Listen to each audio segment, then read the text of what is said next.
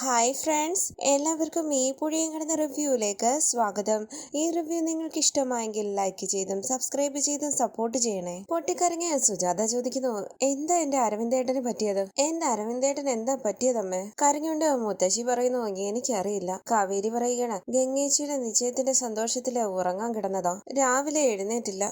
അയ്യോ അരവിന്ദേട്ടാന്ന് വിളിച്ച് നെഞ്ചത്തടിച്ച് സുജാത കരയുമ്പോൾ ശാരദ പറയുന്നു, സുജാതെ, ഏട്ടൻ എല്ലാവരെയും കരയിച്ചോണ്ട് പോയി. അരവിന്ദേട്ടന്റെ അനിയത്തി വന്നത് കണ്ടില്ലേ? ഒന്ന് കണ്ണു തുറക്ക അരവിന്ദേട്ടാ. സുജാത പറയുകയാണ്, ഞാൻ പറഞ്ഞത് അറം പറ്റി പോയല്ലോ അരവിന്ദേട്ടാ. ഏട്ടൻ കാരണം ഈ നാട് മുഴുവൻ കരയുമെന്ന് ഇത് അറിഞ്ഞിട്ടല്ലോ. എന്നാലും എന്റെ നാവിൽ അങ്ങനെയൊക്കെ വന്നു പോയല്ലോ അരവിന്ദേട്ടാ. എന്റെ നാവ് പിഴച്ചു പോയല്ലോ. അരവിന്ദേട്ടാ എഴുന്നേൽക്ക് അരവിന്ദേട്ടാ. അരവിന്ദേട്ടന്റെ അനിയത്തിയല്ലേ ഞാൻ ഒന്നും വേണോന്ന് വെച്ച് പറഞ്ഞതല്ല. അപ്പോഴത്തെ ദേഷ്യത്തിനങ്ങ് പറഞ്ഞു പോയതാ. അതിനെന്നോട് പകരം ചെയ്തതാണോ അരവിന്ദേട്ടാ ഈ കിടക്കുന്നത്? ഇനിയിപ്പം പോകണമെന്ന് നിർബന്ധമാണെങ്കിൽ എന്നെ കൂടി അങ്ങോട്ട് കൊണ്ടുവയ്ക്കോ? അങ്ങനെ നെഞ്ചത്തടിച്ചും തലക്കടിച്ചും കരയുകയാണ് സുജാത. ശാരദ പറയുന്നു, ഞങ്ങളെ വിഷമിപ്പിച്ചിട്ടാണല്ലോ അരവിന്ദേട്ടാ പോയത്. സുജാത പറയുന്നു, ഗംഗെ, നീ ആരെ വേണമെങ്കിലും കല്യാണം കഴിച്ചു, ഈ അനിയത്തിക്ക് ഒരു പരാതിയില്ല അരവിന്ദേട്ടാ.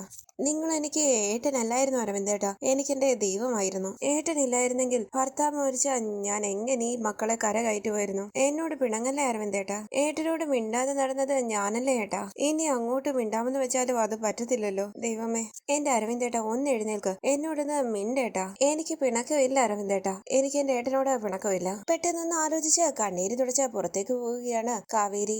വിനീതും ഗംഗയും കാവേരിയെ ശ്രദ്ധിക്കുന്നുണ്ട്. പുറത്തേക്ക് ഇറങ്ങി വന്ന കാവേരി കാണുകയാണ് അവിടെ സംസാരിച്ചു കൊണ്ട് നിൽക്കുന്ന ജയപാലിനെയും വിശാലിനെയും നിവിനെയും. കാവേരിയുടെ പിന്നാലെ വിനീതും വരികയാണ്. ജയപാലിന്റെ അരികിലേക്ക് ചെന്ന് കണ്ണു നിറഞ്ഞ അങ്കിളെന്ന് കാവേരി വിളിക്കുമ്പോൾ ജയപാലൻ ചോദിക്കുന്നു, എന്താ മോളെ? കാവേരി പറയുകയാണ്, ഇവിടുത്തെ ചടങ്ങുകൾക്കൊക്കെ എത്ര കാശ് വേണമെന്ന് എനിക്കറിയില്ല. ഇതെന്റെ അച്ഛന്റെ പോക്കറ്റിലുണ്ടായിരുന്നതാ, ഹോസ്പിറ്റലിൽ നിന്ന് തന്നതാ. അങ്ങനെ കാവേരി കയ്യിലിരിക്കുന്ന ക്യാഷ് നീട്ടുമ്പോൾ കണ്ണു നിറഞ്ഞ ജയപാലൻ പറയുന്നു, മോളെ, അരവിന്ദനെ പോയിട്ടുള്ളൂ, ഇവിടെ ഈ ജയപാലനങ്ങളുണ്ട്. എനിക്ക് നഷ്ടപ്പെട്ടത് നിനക്ക് മനസ്സിലാകത്തില്ല, ഒരു കാലത്തും മനസ്സിലാകത്തില്ല. എന്റെ ജീവന്റെ പാതിയാ കിടക്കുന്നത്, പക്ഷെ പാതി ശരീരവുമായിട്ട് ഞാനിവിടെ നിൽപ്പുണ്ട്. അയാൾ എന്റെ.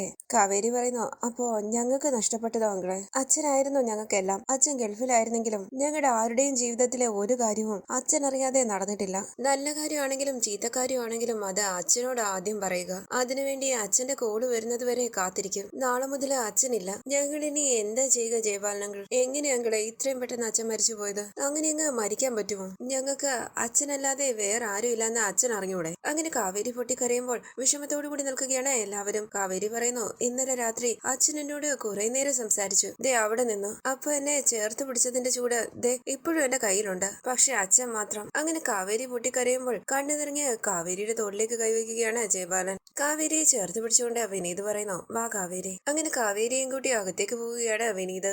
ജയപാലൻ ആലോചിച്ച് നിൽക്കുന്നു. തുടർന്ന് ജയപാലൻ നിവിനോട് ചോദിക്കുന്നു, എടാ, നിന്റെ അമ്മ വരുമെന്ന് പറഞ്ഞായിരുന്നോ? ഞാൻ പറഞ്ഞിരുന്നു എന്ന് നിവിൻ പറയുമ്പോൾ ജയപാലൻ പറയുകയാണ്, ഒരു മരണം ഉണ്ടാകുമ്പോഴേ ശത്രുതയൊക്കെ മറക്കണം. ഈ സമയം ഋഷിയും വീട്ടുകാരും അവിടേക്ക് വരികയാണ്. ഋഷിയുടെ വീട്ടുകാർ വന്നിട്ടുണ്ടെന്ന് പറഞ്ഞ് ജയപാലൻ പുറത്തേക്ക് പോകുന്നു. നിവിൻ ചോദിക്കുന്നു, അതല്ലേ ഗംഗയുമായിട്ട് നിശ്ചയം നടത്താനിരുന്ന പയ്യൻ? അരികിലേക്ക് ചെന്ന് ജയപാലൻ പറയുന്നു, വരണം, ബുദ്ധിമുട്ടായി അല്ലേ? ഋഷിയുടെ അച്ഛൻ പറയുന്നു, ജയപാലൻ വിളിച്ച് പറയുമ്പോൾ ഞങ്ങൾ വീട്ടിൽ നിന്ന് ഇറങ്ങിയിരുന്നു. ഋഷി പറയുകയാണ്, വഴിക്ക് വണ്ടി നിർത്തി മറ്റു ബന്ധുക്കളുടെ കാറൊക്കെ പറഞ്ഞു വിട്ടു. ഞങ്ങൾക്കൊന്ന് വന്ന് കാണേണ്ട മര്യാദ ഉണ്ടല്ലോ. സാരമില്ല, ആർക്ക് എപ്പോ വേണമെങ്കിലും സംഭവിക്കാവുന്ന കാര്യങ്ങളല്ലേ. വന്നും പറഞ്ഞ് ജയപാലൻ അവരെ എല്ലാവരെയും കൂട്ടി അകത്തേക്ക് പോവുകയാണ്. വിനീതും പിന്നാലെ അകത്തേക്ക് പോകുന്നു. ഋഷി വിഷമത്തോടുകൂടി കരഞ്ഞുകൊണ്ടിരിക്കുന്ന ഗംഗയെ നോക്കുകയാണ്. വിനീത് ഋഷിയെയും ഗംഗയെയും ശ്രദ്ധിക്കുന്നുണ്ട്. ജയപാലൻ പറയുന്നു, ശാരദ, ഋഷിയുടെ വീട്ടുകാർ വന്നിട്ടുണ്ട്. എല്ലാവരും വിഷമത്തോടുകൂടി അവരെ നോക്കുമ്പോൾ നെഞ്ചത്തടിച്ച് സുജാത പറയുന്നു, അയ്യോ, കാലന്റെ കയറുമായിട്ടാണല്ലോ നിങ്ങൾ ഈ കുടുംബത്തിലേക്ക് കയറി വന്നത്. ഇത് കേട്ട് എല്ലാവരും മുഖത്തോട് മുഖം നോക്കുകയാണ്. സുജാത പറയുന്നു, ഞങ്ങൾ എന്ത് പാപം ചെയ്തിട്ടാ? നിങ്ങളുടെ നല്ല രാശിയല്ലേ എന്റെ ഏട്ടന്റെ ജീവൻ എടുത്തല്ലോ അരവിന്ദേട്ടാ. ജയപാലൻ ഋഷിയുടെ കയ്യിലേക്ക് പിടിക്കുകയാണ്. ഋഷിയുടെ അച്ഛൻ പറയുന്നു, പോകാം. ഗംഗ കരഞ്ഞുകൊണ്ട് ഋഷിയെ നോക്കുകയാണ്. വിഷമത്തോടുകൂടി ഗംഗയെ തിരിഞ്ഞു നോക്കിക്കൊണ്ട് ഋഷി അവിടെ നിന്ന് പോകുമ്പോൾ വിനീതും വളരെ വിഷമത്തോടുകൂടി ഗംഗയെ നോക്കുകയാണ്. തുടർന്ന് ഋഷിയും അച്ഛനുമായി സംസാരിക്കുകയാണ് ജയപാലൻ. ജയ, അവര് പറഞ്ഞതിലൊന്നും തോന്നരുത്. നാട്ടുംപുറത്തുകാരി ഒരു സ്ത്രീയാ. ജയൻ പറയുന്നു, അതൊക്കെ നമുക്ക് പിന്നീട് സംസാരിക്കാം ജയപാല. ഋഷി പറയുന്നു, അങ്കിളെ, അത് സംസാരിക്കേണ്ട സ്ഥലവും സാഹചര്യവും ഇതല്ലല്ലോ. അവർക്കില്ലാത്ത ഔചിത്യബോധം നമ്മളെങ്കിലും കാണിക്കണ്ടേ? ജയൻ പറയുന്നു, ശേഷം കാര്യങ്ങളൊക്കെ നമുക്ക് പിന്നീട് സംസാരിക്കാം. ഞാൻ വിളിച്ചോളാം, പോട്ടെ, വാടാ. അങ്ങനെ ഋഷിയും വീട്ടുകാരും അവിടെ നിന്ന് പോവുകയാണ്. കരഞ്ഞു തളർന്നിരിക്കുന്ന ശാരദയും മക്കളും ഓർക്കുകയാണ് അരവിന്ദനുമായുള്ള നല്ല നിമിഷങ്ങൾ. ജയപാലിന്റെ അരികിലേക്ക് വന്ന് ഡ്രൈവർ പറയുന്നു, എടുക്കാറായല്ലോ. വിശാലിനെയും നിവിനെയും കൂട്ടിക്കൊണ്ട് അകത്തേക്ക് പോവുകയാണ് ജയപാലൻ. തുടർന്ന്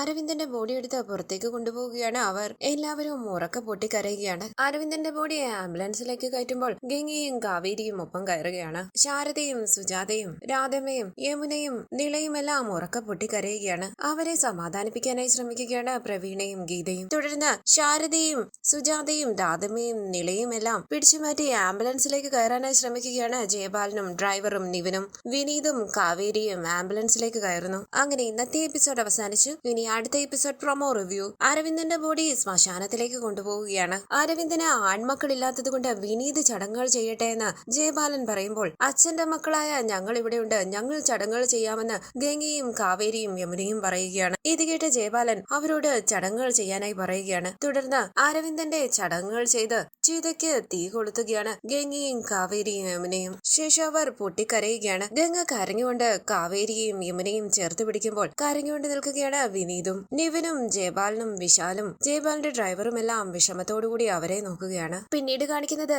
രാത്രി പുറത്തേക്ക് ഇറങ്ങി വരുന്ന കാവേരി കാണുകയാണ് അവിടെ ഇരിക്കുന്ന അരവിന്ദനെ. കാവേരി കണ്ണു നിറയെ സന്തോഷത്തോടുകൂടി അച്ഛനെ നോക്കുമ്പോൾ ചിരിച്ചുകൊണ്ട് അരവിന്ദൻ പറയുന്നു, കാവേരി അച്ഛന്റെ പൊന്നുമോളിങ്ങി വാ. കാവേരി സന്തോഷത്തോടുകൂടി അരവിന്ദന്റെ അരികിലേക്ക് ഓടി ചെല്ലുകയും സംസാരിക്കുകയുമാണ്. പെട്ടെന്ന് അരവിന്ദനെ കാണുന്നില്ല. അത് തന്റെ തോന്നലായിരുന്നുവെന്ന് കാവേരി തിരിച്ചറിയുന്നു. തുടർന്ന് അരവിന്ദന്റെ ഫോട്ടോയുടെ അരികിലിരുന്ന് പൊട്ടിക്കരഞ്ഞ് തളർന്നു കിടക്കുകയാണ് ശാരദ. ശേഷം എല്ലാവരും കരഞ്ഞ് തളർന്നുറങ്ങുകയാണ്. രാവിലെ എഴുന്നേറ്റ് ഗംഗ യമുനയുടെ കയ്യിൽ പിടിച്ചുകൊണ്ട് പറയുന്നു, ഒരു ദുസ്വപ്നം കണ്ടിട്ട് ഞാൻ ഏറ്റവും കൂടുതൽ സന്തോഷിച്ച ദിവസമാണിന്നലെ. നമ്മുടെ അച്ഛൻ ഉണരാതെ കിടക്കുമ്പോൾ നമ്മൾ എല്ലാവരും എഴുന്നേൽപ്പിക്കാൻ ശ്രമിക്കുന്നതും അലമുറയിട്ട് കരയുന്നതും ശ്മശാനത്തിലേക്ക് കൊണ്ടുപോകുന്നതും നമ്മള് ചിതയ്ക്ക് തീ കൊളുത്തുന്നതും ഒക്കെയാ സ്വപ്നത്തിൽ കാണുന്നത്. ഇത് കേട്ട് കണ്ണു നിറഞ്ഞ് ഗംഗയുടെ കയ്യിലേക്ക് പിടിക്കുകയാണ് യമുന. വരാനിരിക്കുന്ന എപ്പിസോഡ് വിശേഷങ്ങളുമായി വീണ്ടും കാണാം. Thank you for watching. Please subscribe, like, share my channel.